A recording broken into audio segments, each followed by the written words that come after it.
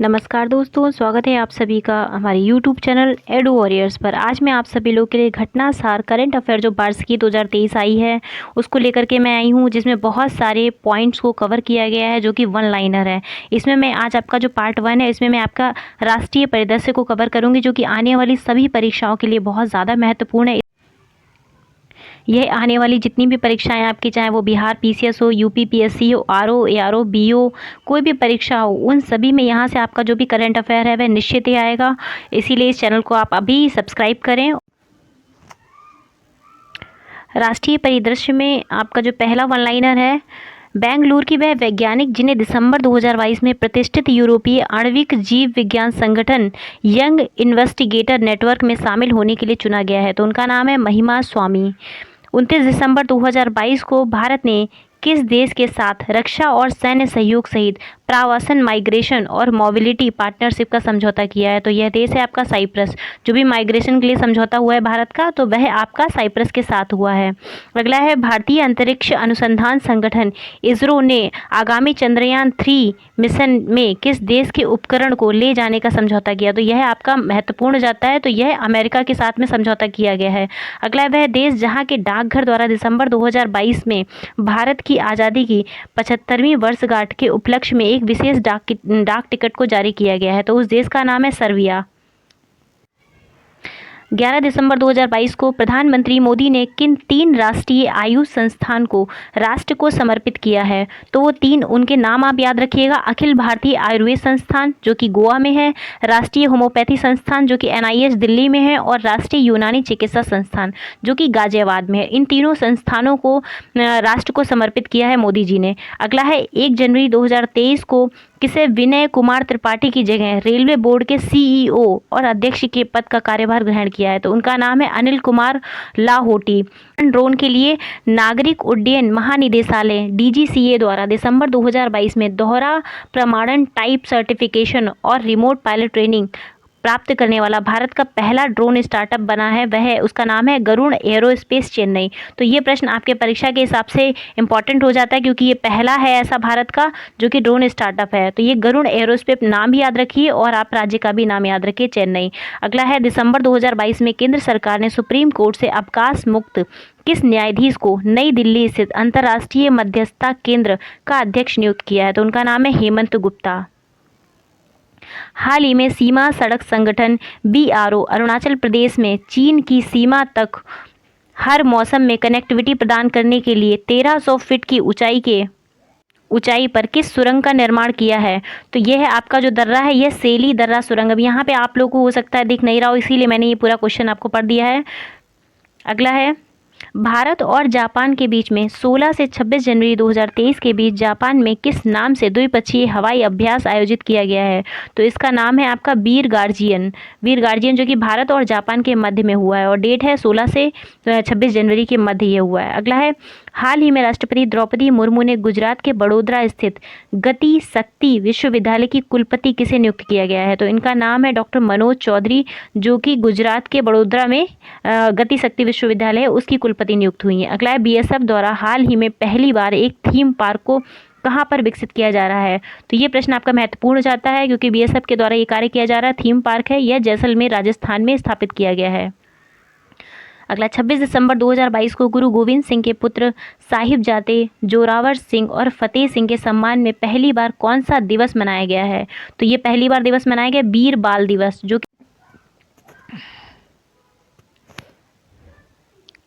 हाल ही में Indian naval squadron 324 को कहां पर कमीशन किया गया है? तो यह विशाखापत्तनम आंध्र प्रदेश में कमीशन किया गया है। भारत का वह राज्य जिसने दिसंबर 2022 में अपनी सभी योजनाओं के लिए आधार कार्ड अनिवार्य कर दिया है, तो वह ऐसा राज्य बन गया है तमिलनाडु। तमिलनाडु में किसी भी योजना के लाभ के लिए आपको आधार कार्ड होना बहुत आवश्यक है। अगला, हाल ही में नैक से ए ग्रेड पाने वाला भारत का पहला विश्वविद्यालय कौन बना है? तो ये बहुत ही महत्वपूर्ण जाता है, गुरु नानक देव विश्वविद्यालय, जो कि नैक से ए ग्रेड पाने वाला पहला विश्वविद्यालय बना है। दिसंबर 2022 में प्रस्तुत एक रिपोर्ट के अनुसार आयुष्मान भारत स्वास्थ्य कार्ड बनाने में कौन सा राज्य या केंद्र शासित प्रदेश शीर्ष पर रहा है? तो यह प्रदेश है आपका जम्मू कश्मीर राज्य जो है वह शीर्ष पर रहा है आयुष्मान कार्ड में अपना रिपोर्ट बनाने वाला, स्वास्थ्य कार्ड बनाने वाला। अगला है, भारत में अपना जलवायु परिवर्तन मिशन शुरू करने वाला पहला राज्य कौन बना है? बहुत ही ज़्यादा महत्वपूर्ण है, इंपॉर्टेंट है ये, जो कि आपका राज्य है तमिलनाडु। तमिलनाडु ऐसा पहला राज्य बन गया है भारत का जो कि जलवायु परिवर्तन मिशन को शुरू करने वाला है। अगला है, सीरम इंस्टीट्यूट ऑफ इंडिया द्वारा विकसित वह टीका जिसे भारत सरकार 9 से 14 वर्ष आयु की लड़कियों को राष्ट्रव्यापी टीकाकरण अभियान हेतु 2023 में क्वाड्रीवैलेंट टीके के रूप में लॉन्च करेगी, तो उसका नाम है सर्वबैक HPV। अब ये नाम याद रखिएगा क्योंकि ये टीके का नाम पूछा जा सकता है। अगला प्रश्न है आपका, सर्वबैक HPV के चारों प्रकारों 16, 17, 63 और 11 से सुरक्षा प्रदान करता है। ह्यूमन पेपिलोमा वायरस एक वायरल संक्रमण है जो लोगों के बीच त्वचा से त्वचा के संपर्क के माध्यम से बढ़ता है। तो ये जो आपका ये टीकाकरण किया जाएगा, तो यह जो आपकी वायरस है पैपिलोमा वायरस इसी से संबंधित है। अगला, दिसंबर 2022 में गोवा के मोपा अंतर्राष्ट्रीय हवाई अड्डे का नाम बदलकर रख दिया गया है। तो इनका नाम रख दिया है मनोहर पारिकर अंतर्राष्ट्रीय हवाई अड्डा, जो कि गोवा का एक अंतर्राष्ट्रीय हवाई अड्डा है। अगला है, केंद्र सरकार ने हाल ही में आंध्र प्रदेश के तेलंगाना स्थित किस नदी पर भारत के पहले केबल सह निलंबन पुल का निर्माण को मंजूरी दे दी है? तो ये जो नदी है ये बहुत महत्वपूर्ण जाती है, ये कृष्णा नदी है। कृष्णा नदी पर यह पुल जो है ना, इसके लिए मंजूरी दे दी गई। अगला है, आगामी दिनों में सैटेलाइट स्पेक्ट्रम की नीलामी करने वाला दुनिया का पहला देश कौन बन गया? तो ये बहुत ज़्यादा महत्वपूर्ण प्रश्न कि आगामी दिनों में जो सैटेलाइट स्पेक्ट्रम की नीलामी होगी तो ऐसा भारत बन गया है पहला देश जो कि नीलामी करेगा। दिसंबर 2022 में संयुक्त राष्ट्र संघ ने किस भारतीय परियोजना को विश्व के 10 पुनर्जीवित प्राकृतिक कार्यक्रमों को शामिल किया है? तो उसमें जो कार्यक्रम है वह नमामि गंगे परियोजना को शामिल किया गया है। फ्रेंड्स, यदि आप इस चैनल पर पहली बार आए तो इसको आप सब्सक्राइब करिए और आपके जो भी मित्र तैयारी कर रहे हैं किसी भी गवर्नमेंट एग्जाम की, तो उन तक ये वीडियो आप शेयर करें और इस वीडियो को ज़्यादा से ज़्यादा लाइक दें, जिससे मैं और भी ज़्यादा आपके लिए इस तरह की वीडियो लेकर आ सकूं।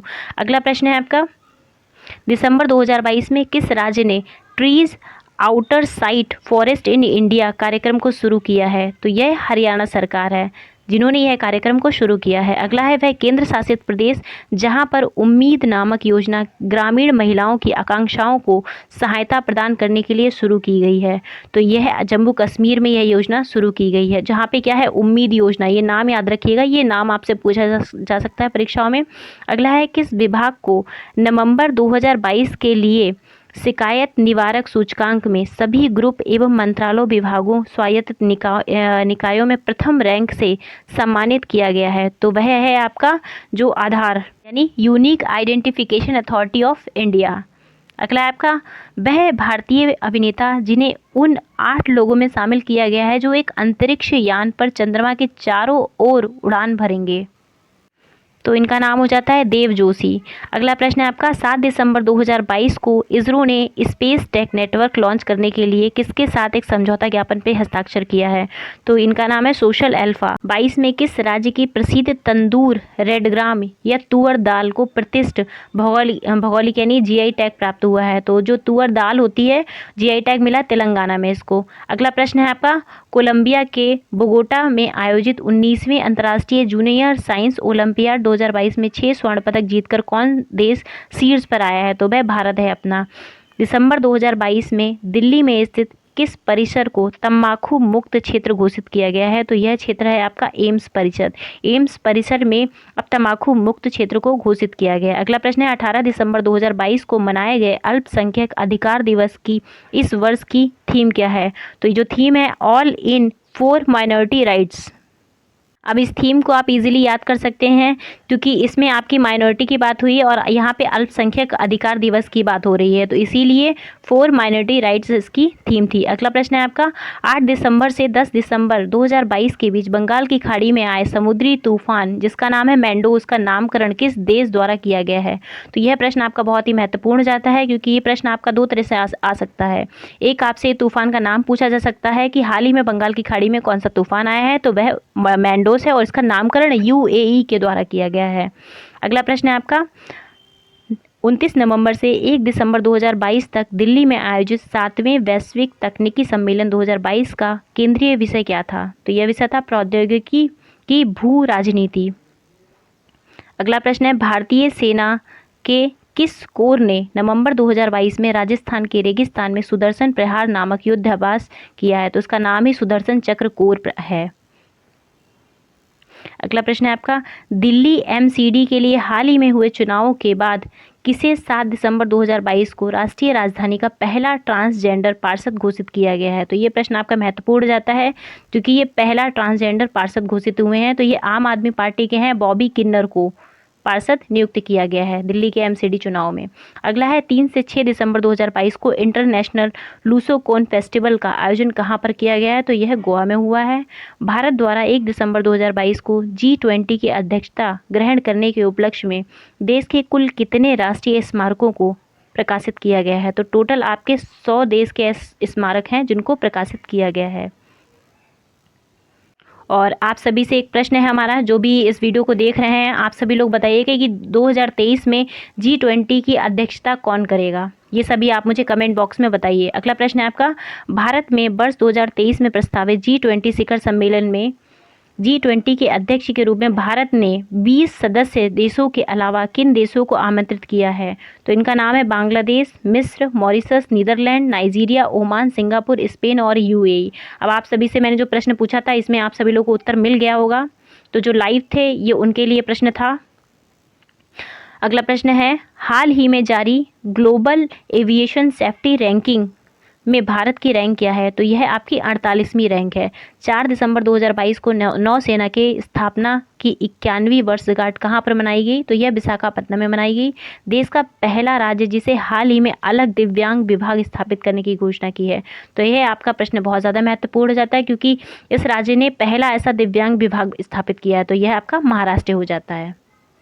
अब मैं आपको इस वीडियो के साथ साथ मैं इंपॉर्टेंट फैक्ट भी बताती जा रही हूँ कि जो आपके परीक्षा से बहुत ज़्यादा महत्वपूर्ण है। वैसे मैं इसमें इस बुक से मैं जितना भी कवर कर रही हूँ वो सारा का सारा ही इंपॉर्टेंट कंटेंट है। राष्ट्रीय परिदृश्य से यदि आप इस वीडियो को 3 से 4 बार देखते हैं तो निश्चित ही मैं कह सकती हूँ आने वाली आपकी कोई भी परीक्षा हो वहाँ पर आपका 1 लाइनर करंट का क्वेश्चन गलत होने वाला नहीं है। अगला है, दिसंबर 2022 में किस उच्च न्यायालय ने मंदिरों के भीतर मोबाइल फ़ोन के उपयोग पर प्रतिबंध लगाने की घोषणा की है? तो ऐसा किया है मद्रास उच्च न्यायालय ने। अगला है, दिसंबर 2022 में प्रस्तुत ऑक्सफैम इंडिया द्वारा प्रस्तुत report India in equality report 2022 digital device में सर्वाधिक इंटरनेट पहुंच वाला राज्य कौन सा बना है? तो यह ऐसा राज्य बना महाराष्ट्र जिसमें आपकी सर्वाधिक इंटरनेट की उपलब्धता हुई है। अभी महाराष्ट्र सरकार के लिए मैंने एक और पॉइंट बताया था कि महाराष्ट्र में क्या हुआ, दिव्यांग विभाग भी स्थापित हुआ है। अगला है, दिसंबर 2022 में अंतर्राष्ट्रीय नृत्यांगना एवं एशिया की पहली मूक बधिर नर्स बुलबुल पंजारे किस शहर की स्वच्छता ब्रांड एम्बेसडर नियुक्त हुई हैं? तो यह इंदौर मध्य प्रदेश की एम्बेसडर नियुक्त हुई हैं। अब इनका नाम बहुत ज़्यादा महत्वपूर्ण हो जाता है क्योंकि ये मूक बधिर नर्स बुलबुल पंजारे है। ये इनका पूरा नाम आप लोग याद रख लीजिए क्योंकि आने वाली परीक्षाओं में इनका नाम पूछा जा सकता है। अगला है, 1971 में भारत और पाकिस्तान युद्ध के दौरान भारतीय नौसेना द्वारा शुरू किए गए ऑपरेशन ट्राइडेंट की उपलब्धियों को मानने के लिए पूरे भारत में नौसेना दिवस 2022 कब मनाया गया है? तो नौसेना दिवस पूरे भारत में 4 दिसंबर को मनाया गया है। हाल ही में राष्ट्रीय जैव विविधता आयोग का अध्यक्ष किसे नियुक्त किया गया है? तो इनका नाम है सी अचलेंद्र रेड्डी को नियुक्त किया गया है राष्ट्रीय जैव विविधता आयोग के अध्यक्ष के रूप में। 5 दिसंबर 2022 को भारत का किस देश के साथ प्रवासन एवं गतिशीलता समझौते MMPA पर हस्ताक्षर हुआ है? तो यह हस्ताक्षर हुआ है जर्मनी देश के साथ में। ये आप याद रखिएगा कि प्रवासन एवं गतिशीलता समझौते के संबंध में ये हस्ताक्षर हुए हैं। अगला है, मध्य प्रदेश के जननायक टटिया भील की प्रतिमा का अनावरण मध्य प्रदेश के मुख्यमंत्री शिवराज सिंह चौहान ने कहाँ पर किया है? तो शिवराज सिंह चौहान ने भंवरकुआ इंदौर में ये अनावरण किया है। अगला प्रश्न है आपका, दिसंबर 2022 में किस संस्थान के शोधकर्ताओं द्वारा समुद्र की लहरों से बिजली बनाने की तकनीकी ocean wave energy converter Sindhuja 1 विकसित किया गया है? तो सिंधुजा 1 विकसित किया गया IIT मद्रास के द्वारा। अब यहाँ पे आपका प्रश्न बन सकता है बहुत ही महत्वपूर्ण कि सिंधुजा 1 है क्या? तो ये आपका ओशन वेव एनर्जी कन्वर्टर है और ये किसके द्वारा बनाया गया? तो IIT मद्रास के द्वारा बनाया गया। ये प्रश्न इंपॉर्टेंट है आपका। अगला है, हैदराबाद स्थित वह संस्थान जिसने हाल ही में भारत के पहले मछली के टीके के व्यावसायिक विकास के लिए केंद्रीय मत्स्यिकी शिक्षा संस्थान के साथ समझौता किया है? तो यह इंडियन इम्यूनोलॉजिकल लिमिटेड के साथ में समझौता हुआ है। आप सभी से मेरा एक और प्रश्न है। मेरा प्रश्न आप सभी से है कि केंद्रीय मत्स्यिकी शिक्षा संस्थान किस स्थान पर है? तो ये आप मुझे कमेंट बॉक्स में बताइएगा। अगला प्रश्न है, हाल ही में हिमाचल प्रदेश सरकार ने किसानों को सिंचाई सुविधा प्रदान करने के लिए किस नाम से एक योजना शुरू की गई है? तो वह योजना है हिमकैड। अब इस योजना को आप बहुत आसानी से याद कर सकते हैं क्योंकि यह योजना जो है हिमाचल प्रदेश सरकार के द्वारा शुरू की गई है और हिमाचल प्रदेश में भी देखिए आपका जो ये योजना है इसमें भी हिम आ रहा है, तो इस तरह से आप इसको याद कर सकते हैं। ये किसानों के लिए योजना शुरू की गई। अगली है नवंबर 2022 में कहाँ पर सतत पर्वतीय विकास शिखर सम्मेलन का आयोजन किया गया? तो यह आपका लेह लद्दाख में आयोजन होगा, सतत पर्वतीय विकास। अगला है हैदराबाद की बायोटेक्नोलॉजी कंपनी भारत बायोटेक ने 28 नवंबर 2022 को किस नाम से दुनिया की पहली नेजल कोविड-19 वैक्सीन लॉन्च की है? तो यह आपके लिए महत्वपूर्ण हो जाती है क्योंकि ये पहली नेजल कोविड वैक्सीन है। अभी तक क्या होता था कि आपको इंजेक्शन के द्वारा जो है कोविड का टीका लगाया जाता था, लेकिन ये पहली ऐसी है जो नेजल के द्वारा आपको वैक्सीनेट करेगी। तो इसका नाम है इनकोवैक जो वैक्सीन है वह आपकी नेजल कोविड-19 वैक्सीन है। अगला प्रश्न है मध्य प्रदेश का वह शहर जिसने सोलर प्लांट के लिए भारत के पहले रिटेल म्युनिसिपल ग्रीन बॉन्ड जारी किया है? तो यह आपका इंदौर शहर है। प्रश्न को आप ऐसे याद कर सकते हैं कि एमपी में जो सोलर प्लांट लग रहा है वह आपका इंदौर में लग रहा है। अगला प्रश्न है विश्व के सिनेमा के इतिहास में पहला विज्ञान संस्कृत वृत्तचित्र जिसमें भारत के सफल मंगलयान मिशन का चित्रण किया गया है तथा जिसे गोवा के 53वें अंतर्राष्ट्रीय फिल्म समारोह के पैनोरमा खंड में प्रदर्शित किया गया है? तो यह आपका यनम है। अब यनम आप सभी लोग जान ही रहे हैं, यनम एक वृत्तचित्र की बात हो रही है। अगला है दिसंबर 2022 में उत्तराखंड सरकार ने किस प्रसिद्ध गीतकार को अपना ब्रांड एम्बेसडर नियुक्त किया है? तो उत्तराखंड सरकार के द्वारा अपना ब्रांड एम्बेसडर प्रसून जोशी को नियुक्त किया गया है। दिसंबर 2022 में किस उच्च न्यायालय द्वारा 33 माह के गर्भ को चिकित्सीय रूप से समाप्त करने की अनुमति दी गई है? तो ऐसा दिल्ली उच्च न्यायालय के द्वारा किया गया है। अगला नवंबर 2022 में ई टिकटिंग प्रणाली को लागू करने वाला देश का पहला राज्य कौन बन गया है? तो ई टिकटिंग प्रणाली को लागू करने वाला देश का पहला राज्य बन गया है हरियाणा। ये महत्वपूर्ण हो जाएगा। अगला है नवंबर 2022 में केंद्र सरकार द्वारा अरावली वन क्षेत्र के विस्तार के लिए हरियाणा के कितने जिलों का चयन किया गया है? तो अरावली क्षेत्र के लिए जो आपका गुरुग्राम है, नूंह है, रेवाड़ी है, महेंद्रगढ़ है और चरखी दादरी है, इन सभी जिलों को चयन किया गया है। नवंबर 2022 में हिमालय में पाए जाने वाले किस जीव को भारतीय खाद्य सुरक्षा और मानक प्राधिकरण ने फूड एनिमल का दर्जा दिया है? तो यह एनिमल इसका नाम है यॉक को फूड एनिमल का दर्जा दिया गया जो कि आपके हिमालय क्षेत्र में ही पाया जाता है। अगला प्रश्न है नवंबर 2022 में खादी और ग्रामोद्योग आयोग ने किस राज्य में महत्वाकांक्षी रीहैब परियोजना का उद्घाटन किया है? तो रीहैब परियोजना का उद्घाटन हुआ है उत्तराखंड सरकार के द्वारा।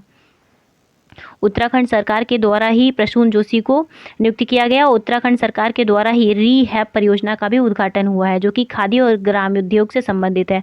अगला है अगस्त 2021 के बाद दूसरी बार कब भारत ने संयुक्त राष्ट्र सुरक्षा परिषद की मासिक आधार पर अध्यक्षता ग्रहण की है? तो ये दिसंबर 2022 में हुआ है। अगला है नवंबर 2022 में किसे केंद्रीय जल आयोग का नया अध्यक्ष नियुक्त किया गया है? ये प्रश्न महत्वपूर्ण हो जाता है। तो केंद्रीय जल आयोग का अध्यक्ष नियुक्त किया गया जे चंद्रशेखर अय्यर को। अगला है 29 नवंबर 2022 में कहाँ पर भारत के पहले अंतर्राष्ट्रीय बौद्ध विश्वविद्यालय धम्मदीपा का शिलान्यास किया गया है? तो धम्मदीपा का शिलान्यास त्रिपुरा के सबरूम में किया गया है। यह अंतर्राष्ट्रीय बौद्ध विश्वविद्यालय है जो कि आपका भारत का पहला है। अगला है नवंबर 2022 को राज्य के सभी जिलों में 5G नेटवर्क सेवा प्राप्त करने वाला देश का पहला राज्य कौन बन गया है? तो ये ऐसा राज्य बन गया गुजरात। अगला है दिसंबर 2022 में किस बॉलीवुड अभिनेत्री को PETA India person of the year 2022 घोषित किया गया? तो ये पर्सन ऑफ द ईयर मिला है सोनाक्षी सिन्हा को पेटा इंडिया के द्वारा। अगला है भारत की पहली डिजिटल रूप से साक्षर पंचायत किस राज्य में स्थित है? तो यह आपकी केरल की है जो कि आपकी डिजिटल रूप से साक्षर पंचायत है। केरल का पुलमपारा नाम है इसका। अगला है हाल ही में किस राज्य में देश की पहली एकीकृत रॉकेट सुविधा स्थापित किए जाने की घोषणा की गई है? तो यह आपकी तेलंगाना है। अगला है आपका प्रश्न भारतीय वायुसेना में किस नाम से पहले स्वदेशी विकसित हल्के लड़ाकू हेलीकॉप्टर LCH को शामिल किया गया है। तो यह आपका प्रचंड नाम का हेलीकॉप्टर है जो कि हल्के विकसित लड़ाकू विमान है। अब यदि आप सभी लोगों को इसकी PDF चाहिए है तो मैं आपकी इसको PDF जो है मैं आपको टेलीग्राम पे प्रोवाइड करवा दूंगी। टेलीग्राम पे चैनल है एडू वॉरियर्स, आप उस पे जाके ज्वाइन करेंगे तो वहाँ पे आपको ये PDF मिल जाएगी इस बुक की। अगला है, अक्टूबर 2022 में किस बॉलीवुड अभिनेता को भारत निर्वाचन आयोग ने अपना राष्ट्रीय आइकॉन घोषित किया है? तो ये पंकज त्रिपाठी हैं जिनको अपना राष्ट्रीय आइकॉन घोषित किया है भारत निर्वाचन आयोग ने। अगला प्रश्न है, 1 दिसंबर 2022 को भारत ने किन अंतर्राष्ट्रीय संस्थाओं की अध्यक्षता ग्रहण की है? ये बहुत महत्वपूर्ण है। यहाँ पर महत्वपूर्ण मैंने टिक भी कर रखा है पहले से कि ये आपके लिए बहुत, जैसे कि G20 है और SCO है, संयुक्त राष्ट्र सुरक्षा परिषद है। ये जो तीनों ही अंतर्राष्ट्रीय संस्थाएं हैं ये आपकी भारत ने इन संस्थाओं की अध्यक्षता को ग्रहण कर रखा है। ये बहुत महत्वपूर्ण है आपके लिए। अगला है, वे 3 भारतीय हवाई अड्डे जहां पर 1 दिसंबर 2022 से घरेलू यात्रियों के लिए फेशियल रिकग्निशन तकनीकी, जिसको FRT भी कहते हैं, आधारित नई प्रणाली लागू की गई है। तो यह आप दिल्ली, वाराणसी और बेंगलोर में ये प्रणाली को लागू किया गया है। अगला है, इस तकनीकी में यात्री की पहचान उनके चेहरे से होगी। वे डिजी यात्रा मोबाइल ऐप के द्वारा हवाई अड्डे में पेपरलेस प्रवेश कर सकेंगे। अगला है, किस भारतीय राज्य ने दुनिया की पहली ड्रोन मध्यस्थता पशुधन टीकाकरण सेवा की शुरू की गई है? तो ये आप लोगों के लिए काफ़ी महत्वपूर्ण हो जाता है क्योंकि भारतीय राज्य है यह और दुनिया की पहली ड्रोन मध्यस्थता है, तो इसीलिए इसका नाम है अरुणाचल प्रदेश। ये आप इम्पोर्टेंट टिक करिए। अगला है, नवंबर 2022 में भारतीय नौसेना द्वारा कौन सा सर्वेक्षण पोत लॉन्च किया गया है? तो इसका नाम है इक्षक पोत। राजस्थान की GI टैग प्राप्त वह वस्तु जिसका शीघ्र ही IPO लॉन्च किया गया है, तो यह है आपकी बीकानेरी भुजिया का जो GI टैग है उसका IPO लॉन्च किया जाएगा। अगला प्रश्न है, वह हवाई अड्डा जिसे दिसंबर 2022 में एयरपोर्ट काउंसिल इंटरनेशनल ACI से एयरपोर्ट कस्टमर एक्सपीरियंस मान्यता का प्रमाण पत्र प्राप्त हुआ है? तो यह है मंगलूर इंटरनेशनल एयरपोर्ट। अगला है, लैंगिक भेदभाव के विरुद्ध समुदाय आधारित किस राष्ट्रव्यापी अभियान की शुरुआत केंद्रीय ग्रामीण मंत्रालय 25 नवंबर 2022 को की गई? तो नई चेतना पहल बदलाव की शुरुआत की गई है। अगला, हाल ही में वायु एक महत्वपूर्ण जीवन शक्ति शुभ मंगलम पंच महाभूत सम्मेलन श्रृंखला का आयोजन किस राज्य में किया गया है? अब मैंने ये देखिए पहले से ही आप लोगों के लिए हाईलाइट कर रखे हैं कि यदि आप लोग इस PDF को पढ़ेंगे तो इस PDF में आपको जो इंपॉर्टेंट फैक्ट है मैंने उनको पहले से ही हाईलाइट कर रखा है। तो यह है आपका ओडिशा, यानी ओडिशा के भुवनेश्वर में इसका आयोजन किया जाएगा शुभ मंगलम पंच महाभूत सम्मेलन का। अगला प्रश्न है आपका, नवंबर 2022 में भारत के किस पड़ोसी देश में हुए आम चुनावों में भारत के मुख्य चुनाव आयुक्त राजीव कुमार को अंतर्राष्ट्रीय पर्यवेक्षक के रूप में आमंत्रित किया गया है? तो यह नेपाल है। नेपाल में जो राजीव कुमार है उनको अंतर्राष्ट्रीय पर्यवेक्षक के रूप में आमंत्रित किया गया है। अब इस वीडियो में मैं आपके जो भी राष्ट्रीय परिदृश्य में जो भी महत्वपूर्ण चीज़ें हैं वन लाइनर में मैं वही सारा कवर करवाऊंगी। इसके अगला जो वीडियो आएगा उसमें मैं अंतर्राष्ट्रीय या फिर आर्थिकी जो मुद्दे होंगे मैं उनको कवर करूंगी। तो इसलिए मैं एक एक करके मैं अलग अलग पार्ट लेकर आई ताकि आपको बहुत ज़्यादा समय एक वीडियो पर ना खर्च करना पड़े। अगला है, 19 नवंबर 2022 को भारतीय वायुसेना का वार्षिक एयर शो एयर फेस्ट 2022 कहां पर आयोजित किया गया? तो यह नागपुर में। नवंबर 2022 में किस देश ने भारत के साथ यंग प्रोफेशनल स्कीम शुरू करने की घोषणा की है? तो यह ब्रिटेन के साथ में शुरू करने की घोषणा की है। भारत और किस देश के बीच में अक्टूबर 2022 में वाइट शिपिंग इंफॉर्मेशन एक्सचेंज समझौता संपन्न हुआ? तो यह है आपका न्यूजीलैंड के साथ संपन्न हुआ है। अगला प्रश्न है, नवंबर 2022 में तमिलनाडु ने किसे अपना पहला और भारत का 35वां जैव विविधता विरासत स्थल के रूप में अधिसूचित किया है? तो यह नाम है मदुरै जिले में स्थित अरिपट्टी जैव विविधता विरासत स्थल। ये बहुत महत्वपूर्ण हो जाता है, आपको आने वाली परीक्षाओं में किसी न किसी में जरूर पूछा जाएगा कि भारत का 35वां जैव विविधता विरासत स्थल का नाम क्या है? तो वह मदुरै में स्थित है और उसका अरिपट्टी जैव विविधता विरासत स्थल है। अगला प्रश्न है आपका, नवंबर 2022 में आयुष मंत्रालय ने भारत सरकार ने किस देश की यूनिवर्सिटी में स्थित NICM हेल्थ रिसर्च इंस्टीट्यूट में आयुर्वेद अकेडमी चेयर की स्थापना की घोषणा की है? तो यह ऑस्ट्रेलिया के वेस्टर्न सिडनी यूनिवर्सिटी में है। अक्टूबर 2022 में अमेरिका में महात्मा गांधी को समर्पित पहला संग्रहालय, जिसका नाम है गांधी संग्रहालय, कहाँ खोला गया है? तो ये अटलांटिक शहर न्यू जर्सी में खोला गया। तो ये प्रश्न आपका महत्वपूर्ण है, इसको भी आप इम्पोर्टेंट टिक करिए। अगला है, भारत का वह स्पेस टेक स्टार्टअप जिसने 4 नवंबर 2022 को विश्व का पहला single piece 3D printed rocket engine Agnilet का सफल परीक्षण किया है। तो उसका नाम है Agnikul cosmos PVT limited, Chennai. अगला प्रश्न है, वर्ष 2023 में भारत में प्रस्तावित संघाई सहयोग संगठन की शिखर बैठक की केंद्रीय विषय क्या होगा? यानी इसकी थीम क्या होगी? एससीओ की जब बैठक होगी 2023 में, तो उसकी जो थीम है एक सुरक्षित एससीओ के लिए, ये महत्वपूर्ण है। ये थीम आपकी परीक्षा में पूछी जा सकती है। और एससीओ के साथ साथ G20 का भी जो अध्यक्षता है वह भारत के ही पास है 2023 की। अगला है, नवंबर 2022 में किस भारतीय को बाट और माप की अंतर्राष्ट्रीय समिति का सदस्य चुना गया है? तो यह प्रोफेसर वेणुगोपाल अचंता को सदस्य चुना गया है। अगला प्रश्न है, स्टार्टअप अग्निकुल कॉस्मोस द्वारा कहां पर 28 नवंबर 2022 को देश का पहला लॉन्च पैड और मिशन नियंत्रण केंद्र स्थापित किया गया? श्रीहरिकोटा के सतीश धवन अंतरिक्ष केंद्र में। 28 नवंबर 2022 को किस प्रौद्योगिकी संस्थान के छात्रों द्वारा देश की पहली इलेक्ट्रिक फार्मूला रेसिंग कार को लॉन्च किया गया? तो ये आपकी आईआईटी मद्रास के द्वारा लॉन्च किया गया। आपको देखिए एक शॉर्ट ट्रिक, मैं शॉर्ट ट्रिक तो नहीं कहूँगी, मतलब यदि आपको आईआईटी जो मतलब पूछा जाए कि किसी भी क्वेश्चन में आईआईटी का नाम हो, तो जो आपकी टेक्नोलॉजी से रिलेटेड जो भी प्रोडक्ट हो आपके, चाहे वो रोबोट हो या फिर आपकी किसी भी तरह की टेक्नोलॉजी से जुड़ा, तो उसको आप अगर कभी गैस भी करना हो एग्जाम में, तो आप आईआईटी मद्रास को ही टिक करिएगा। अगला प्रश्न है, हाल ही में मिजोरम राज्य सरकार ने देश से भागे चिन कुकी समुदाय के 270 आदिवासियों को आश्रय प्रदान किया है। तो यह बांग्लादेश ने आश्रय प्रदान किया है, जो कि मिजोरम के द्वारा मतलब मिजोरम राज्य से भागे हुए हैं। हाइब्रिड मोड पर नवंबर 2022 में मुंबई में आयोजित लेखाकारों की 21वीं विश्व कॉन्फ्रेंस 2022 की थीम थी बिल्डिंग ट्रस्ट इनेबलिंग सस्टेनेबिलिटी। अगला है, नवंबर 2022 में विश्वविद्यालय अनुदान आयोग ने कितने वर्षीय स्नातक कार्यक्रम की रूपरेखा प्रस्तुत की है? तो यह 4 वर्षीय स्नातक की रूपरेखा प्रस्तुत की गई है। 22 में किस राज्य की प्रसिद्ध तंदूर रेड ग्राम या तुअर दाल को प्रतिष्ठित भौगोलिक यानी जीआई टैग प्राप्त हुआ है? तो जो तुअर दाल होती है जीआई टैग मिला तेलंगाना में इसको। अगला प्रश्न है आपका, कोलंबिया के बोगोटा में आयोजित 19वें अंतर्राष्ट्रीय जूनियर साइंस ओलंपियाड 2022 में 6 स्वर्ण पदक जीतकर कौन देश शीर्ष पर आया है? तो वह भारत है अपना। दिसंबर 2022 में दिल्ली में स्थित किस परिसर को तंबाकू मुक्त क्षेत्र घोषित किया गया है? तो यह क्षेत्र है आपका एम्स परिसर।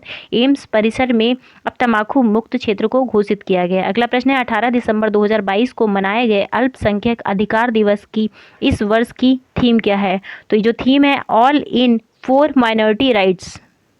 अब इस थीम को आप इजीली याद कर सकते हैं क्योंकि इसमें आपकी माइनॉरिटी की बात हुई है और यहाँ पे अल्पसंख्यक अधिकार दिवस की बात हो रही है, तो इसीलिए फॉर माइनॉरिटी राइट्स इसकी थीम थी। अगला प्रश्न है आपका, 8 दिसंबर से 10 दिसंबर 2022 के बीच बंगाल की खाड़ी में आए समुद्री तूफान जिसका नाम है मैंडो, उसका नामकरण किस देश द्वारा किया गया है?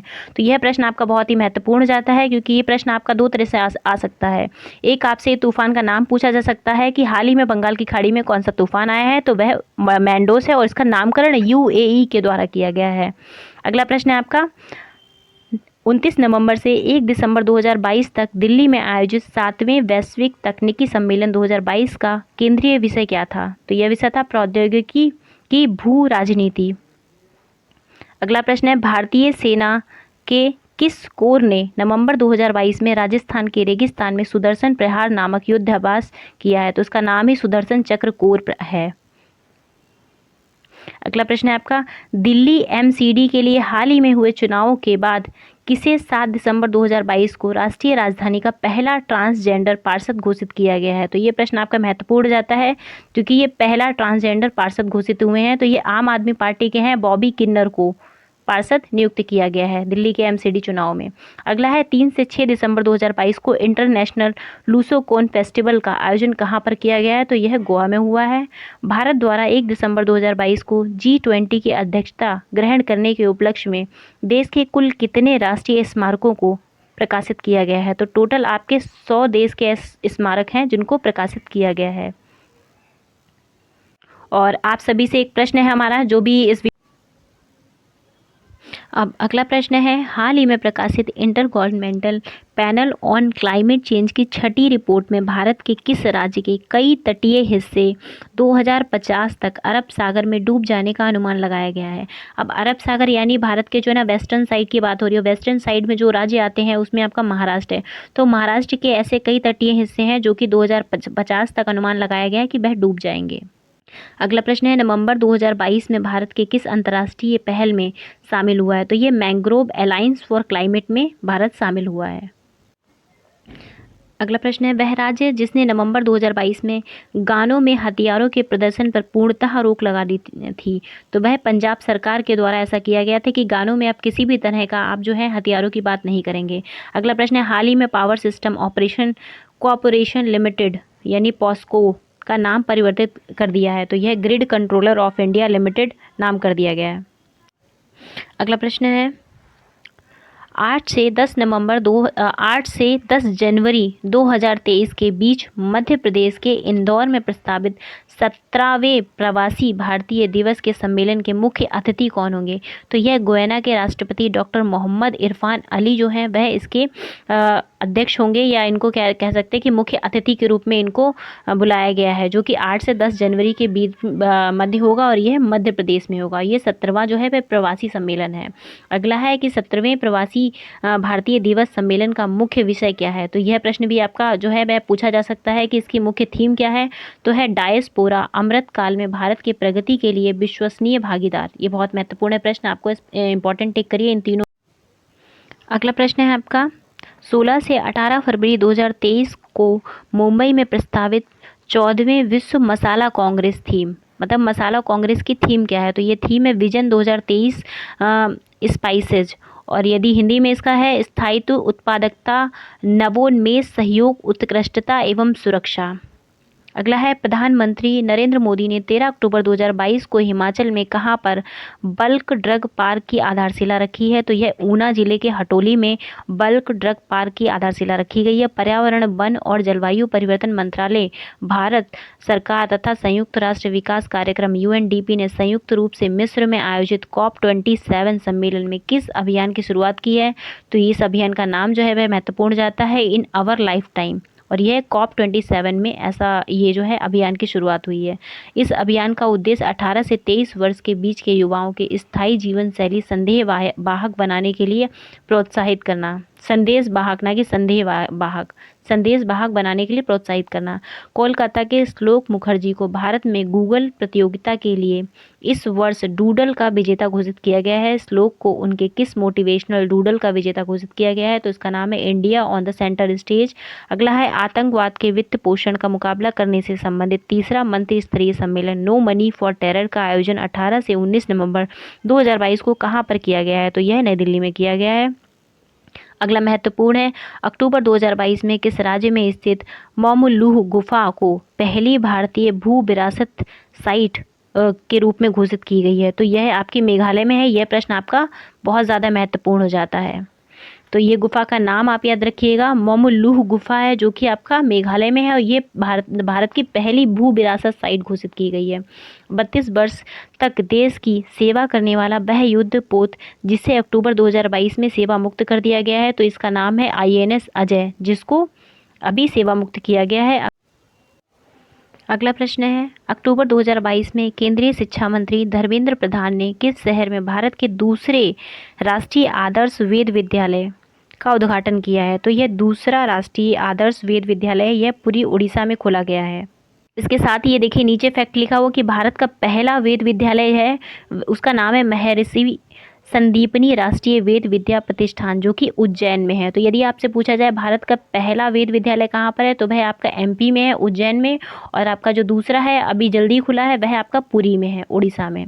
ये दोनों ही फैक्ट आप याद रखिएगा। अगला प्रश्न है, 14 नवंबर 2022 को जारी दुनिया की 63 देशों के जलवायु परिवर्तन सूचकांक 2023, ये डेट याद रखिएगा, इससे कंफ्यूजन आपको ना हो। जलवायु परिवर्तन सूचकांक 2023 में भारत की रैंक क्या रही है? तो भारत की रैंक 8वीं रही है, और ये स्कोर भी याद रखिएगा, आपका स्कोर भी पूछा गया है, 67.35 स्कोर है। अगला है, 23 अक्टूबर 2022 को अंतर्राष्ट्रीय स्तर पर मनाए गए 7वें आयुर्वेद दिवस की इस वर्ष की थीम क्या थी? तो हर दिन हर घर आयुर्वेद, यह इसकी थीम रही है। अगला प्रश्न है 23 अक्टूबर 2022 को भारतीय अंतरिक्ष अनुसंधान संगठन इसरो अपने किस संचार उपग्रह का सफल प्रक्षेपण किया है? तो ये LVM-3M2 OneWeb India 1 था। अगला प्रश्न है भारत का वह 33वां राष्ट्रीय रिजर्व जिसे हाल ही में केंद्र सरकार ने अपनी मंजूरी प्रदान की है, तो यह मंजूरी दी गई है उत्तर प्रदेश के हाथी रिजर्व को, जिसका नाम है तराई हाथी रिजर्व उत्तर प्रदेश। अब ये जो प्रश्न है आपका यूपी स्पेशल के हिसाब से बहुत ज़्यादा इंपॉर्टेंट हो जाता है, और यूपी में जितनी भी आपकी परीक्षाएं होने वाली हैं उन सभी में ये प्रश्न आने की संभावना है, यूपी स्पेशल में भी और आपकी करंट अफेयर के भी पॉइंट ऑफ व्यू से। अब इस वीडियो को मैं यहीं पर एंड करती हूँ, क्योंकि इस वीडियो में मैंने जो राष्ट्रीय परिदृश्य था उसके मैंने मोस्ट इंपॉर्टेंट फैक्ट को कवर किया। हालांकि अभी राष्ट्रीय परिदृश्य बहुत और भी फैक्ट बचे हुए हैं, लेकिन वो मैं आप लोगों के लिए अगले पार्ट में लेकर आऊँगी। यदि मैं आज इस वीडियो में सारे फैक्ट को कवर कर लूँगी तो ये वीडियो काफ़ी लंबा हो जाएगा, जिसकी वजह से हो सकता है आप लोग इस वीडियो में इतना इंटरेस्ट ना लें।